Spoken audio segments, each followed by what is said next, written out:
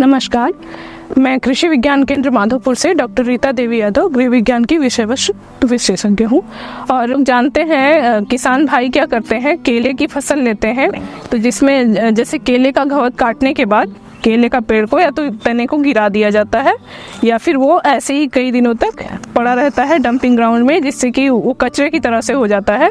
अगर हम उसका सही इस्तेमाल करें, उसका फाइबर निकाल कर, तो वो हमारे लिए एक अतिरिक्त आय का साधन भी हो सकता है। और जो खाली बैठे हुए युवा हैं या महिलाएं हैं घर में, उससे वो बहुत अच्छी अच्छी सुंदर वस्तुएं बना के, चाहे घर की सजावट से संबंधित हो या फिर उपयोग के लिए डलिया वगैरह बना के, चटाई बना के उसको इस्तेमाल कर सकते हैं। तो आइए जानते हैं कि केले का थंब का कैसे उपयोग कर सकते हैं। जो हमारे लिए कचरा है, कचरे का सही मैनेजमेंट करके कैसे हम अतिरिक्त आय कमा सकते हैं।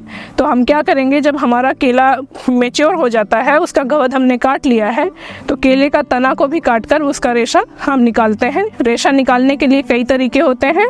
एक तो मैनुअल तरीका होता है जिसमें हम उसको बिछा देते हैं, पटरे पर बिछा के उसको खुरच के निकाला जाता है। लेकिन आजकल आधुनिक तकनीकियाँ आ गई हैं जिसमें मशीन है रेशा निकालने की, तो उससे निकालेंगे तो अच्छी क्वालिटी का अच्छा रेशा प्राप्त होता है। उसको हम इस्तेमाल कर सकते हैं, उस मशीन का उपयोग कर सकते हैं। तो मशीन थोड़ी महंगी है, तो किसान भाई क्या कर सकते हैं, वो कृषि विज्ञान केंद्र में अपना मतलब केले का थंब अगर उनके पास ज़्यादा है तो लाके यहाँ रेशा निकाल सकते हैं, निकलवा सकते हैं। एक हायर बेसिस पे वो यहाँ पे काम करवा सकते हैं अपना।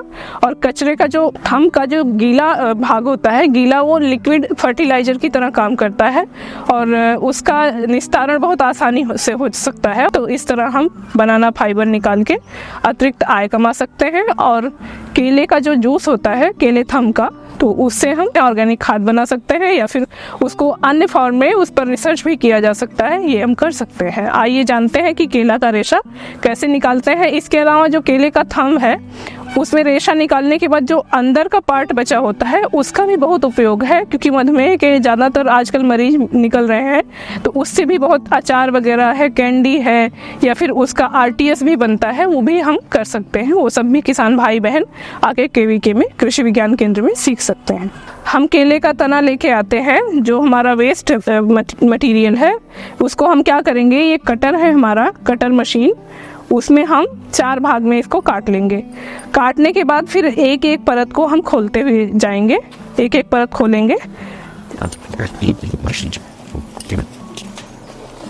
और हमें इसको हैंडल करने में ध्यान देना है कि जो भी मतलब हम काम करते हैं तो हमें कपड़ा बचा के या फिर एप्रन का इस्तेमाल करके ये करना चाहिए, क्योंकि इसका जो रस होता है वो दाग पड़ा देता है। तो ये चीज़ हमें ध्यान रखना है। इस तरह से हम एक एक इसका छिलका अलग कर लेंगे।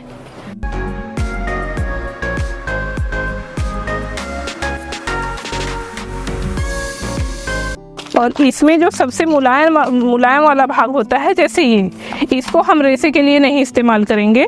इसका हम या तो कैंडी बना सकते हैं या अचार बना सकते हैं या फिर इससे जूस निकालकर RTS बनाया जा सकता है, जो मधुमेह के रोगियों के लिए फ़ायदेमंद होता है।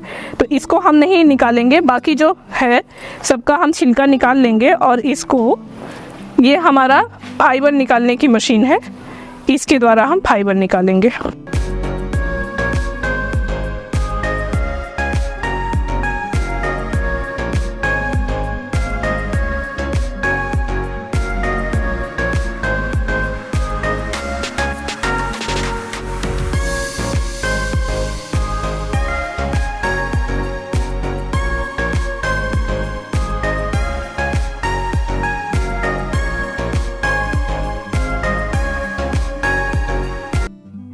इस तरह से हमारा केले का रेशा थंब का निकल जाता है।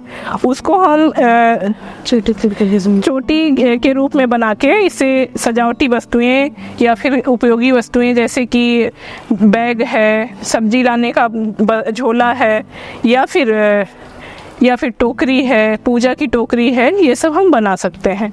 जो ग्रामीण महिलाएं हैं या खाली बैठी हुई युवतियां हैं, उनके लिए ये बहुत अच्छा मतलब रोजगार का एक साधन हो सकता है, क्योंकि ये हमारा वेस्ट चला जाता है।